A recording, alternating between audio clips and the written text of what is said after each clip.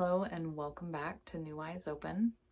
Showing up another day for me, showing up for you, encouraging you to show up for yourself. And I will say my energy is a little on the lower side today. Chalk it up to pollen in the air or whatnot. But I still didn't feel so bad that I couldn't come out here and record a video. So here we are. And I wanted to say something about that because I realized, it could easily, this message of showing up for yourself can easily be misconstrued and taken as this world's version of showing up, which, the paradox, it's so, my life is full of paradox. But showing up here on YouTube. So that showing up out in the world is the world's version of showing up, and yet here I am giving you a message because it's what is on my heart to share today, that showing up doesn't necessarily mean showing up outwardly for the world. What it means is showing up for yourself. And if that means that you need to take a day off from whatever it is the productive version of you showing up is, then do so. It means learning to listen to your body. And that is something that's been a lifelong lesson for me, that so many times in my life when I want to say no to something, my mind says yes while my body is, getting all constricted, which is a definite no. And more, I am learning to lean into listening to my body and following its guidance, because that really is what it means to show up for ourselves. Now, yes, the body, sometimes we do have to push through things. I'm not saying not to do that, but listening to your inner guidance and allowing that to guide your path each and every day. And, if your body's tired and your inner guidance is, giving you the green light on, you need to rest, like actually allowing yourself to rest. And I talked to some moms yesterday about this idea of resting just for rest's sake and resting without feeling guilty afterwards. And that is, I've been on this journey for a little while now, so it's something that it's become a lot easier for me. I have no problem now resting when I need to rest, and every now and then I do still feel guilty. Just depends on what responsibilities are, awaiting me after my rest. But I do recall, and the moms I was talking with yesterday are definitely in this phase of just now recognizing that, hey, if I need to rest, then that's what needs to happen. Sorry, my dog is shaking the camera. Oh, the joys of a faithful companion being right literally at your feet. Anyways, so choosing rest if that's really what you need and not feeling guilty about it. Like, that is another way of showing up for yourself. So is eating the foods that you know your body needs instead of what's cheap and quick and easy, and then is going to make you feel worse later on. You're going to pay the price later on. Showing up for yourself is also allowing yourself to be and truly land, like right where you are. So if you're a mom in the middle of, the very exhausting often, but also joy-filled years of littles being at your feet, allowing yourself to maybe just, and I know as I say this, I remember being in that time and thinking, there's no way to access this, and yet there were moments. But just being there, being present with your kids, letting them touch you, letting yourself relax into, if what you feel right now is, oh my gosh, if one more person touches me, like I'm gonna, go insane. Like letting yourself feel that, but also be right there with your kids touching you. Take some deep breaths and just be there in your life exactly how it is right now. Um, yeah, and that's been, I think that's a lifelong lesson for most of us. It's definitely a lifelong lesson for me.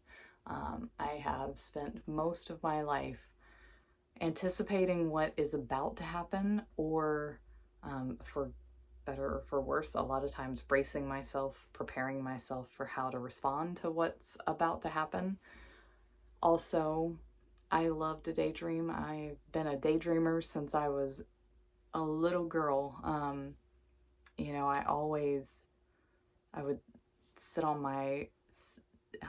the floor in my bedroom and have these travel brochures from places like Texas and Wyoming and Montana strewn all out around me in my bedroom. And I don't even remember, I think it was like 8 years old, I told my parents, I'm gonna live in Texas one day.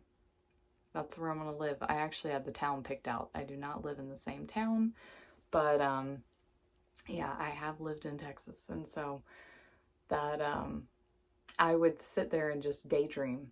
I'd look at those travel brochures and look at the different pictures and just imagine living in that place, and had my favorite wildflower picked out that, I have gotten to see just all over in fields all around me for years now. And so it's pretty cool. But allow yourself to daydream. Allow yourself to, look in the past, but not to stay stuck in the past.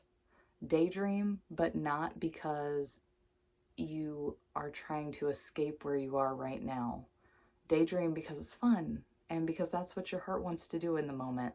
But then come back down and allow yourself to fully show up for the life that you have chosen and are currently in right now. And this same thing with the looking backwards. Sure, look back on fond memories and allow yourself to experience the beautiful feelings that those memories evoke.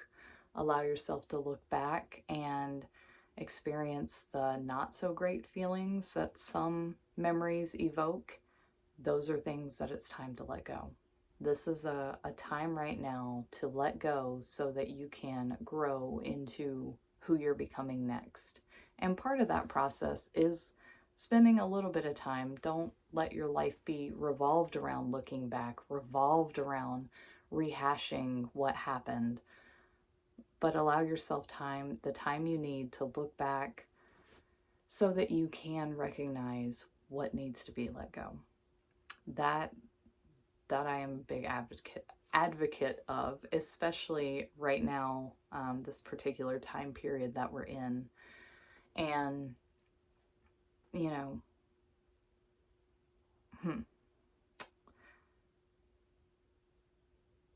lost my train of thought there. I was going somewhere with that. Let's see. Be present in your life. What was it that wanted to flow through that right then? Yeah. Allow yourself to look back and let go. Allow yourself to look forward and into what you desire for the future.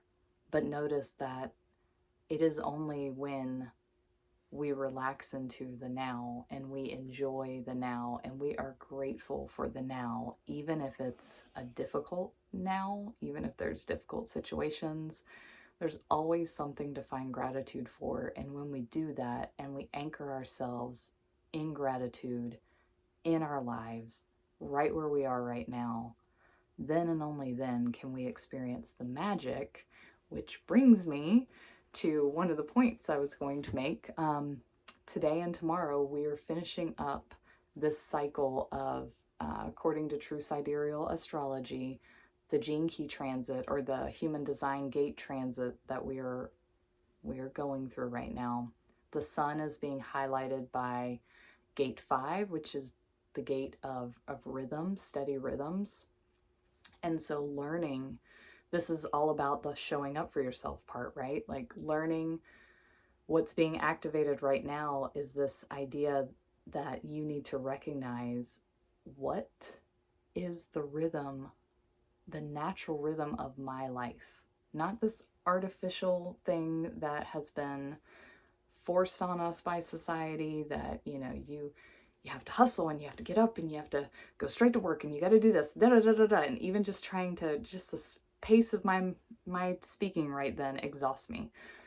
But that is how I feel that this world expects us to be, and you don't have to. So Gene Key 5, Gate 5, the shadow is impatience. The gift is patience. And so learning that, hey, wait, I can slow down. I can patiently wait for the things that are meant to come to me, because when you do that, they will come to you, often a lot quicker than when you're forcing them to come to you, or at least in a better way, a more aligned way, they will come to you quicker. And then the earth is transiting through gate 35, and that comes back to the point of magic that I wanted to say. So Gene Key 35 is the Gene Key of wormholes and miracles, and that is the energetic flavor that is grounding us right now. As the sun activates this rhythm, what rhythm do you want your life to be like? How do you want, what feels like an aligned daily rhythm, yearly rhythm, life rhythm for you?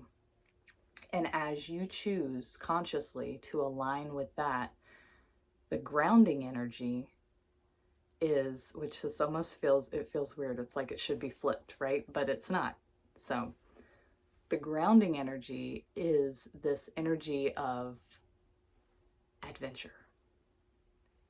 And so let the adventure of your life ground you right now. The life that you have been given and that you have chosen, that you are showing up for every day right now, allow the adventure of that to ground you. And how do you do this, right? Well, the shadow, we get a little clue through the shadow of this Gene Key, which is hunger. And hunger is what has created a lot of our the modern day society that we have. But it's this insatiable desire to get more, achieve more, do more, be more. And that's the shadow. And not unfortunately, the brilliance of this life path, this life journey, this life adventure that we're on is that a lot of times we have to really dive into the very depths of the shadow before we can discover the gift. And so I'm not saying, you know, if you're in a stage of life where, you know, more is what that's what feels aligned for you, go for it. Go for it. Eventually, though, recognize that you will probably hit a point where you recognize that it's never enough. You're never satisfied. And what a lot of us are actually looking for in life, it's not happiness, it's satisfaction. It's this feeling of like, this is good. Like, life is good. And so this week's Gene Key, the last 2 days, it's inviting us to really sink into the life we have, recognize the adventure that you're already living, and fully submerge yourself in it. And you might just be surprised by a miracle or a wormhole showing up in your life and just taking you somewhere else. You never know. And I can speak to this with confidence because that is very much what the whole answering the call in 2019, which actually began in 2017. So 2017 was in numerology, a 1 year. We're just about to begin another 1 year. Some people, according to the Gregorian calendar, we're already in it. But we're talking about energetics here, and so energetically, you still have another month and a half, okay, or about a month before we get there. Month and a week, whatever. Anyways, think back, like 2017, a lot's happened. What is about to be new this coming year? And notice that, so if I'm looking at my own patterns, 2017 was when the seed of an idea that something had to change was planted. And it was actually in February of 2017, right around my birthday, when I decided I'm going to show up for myself.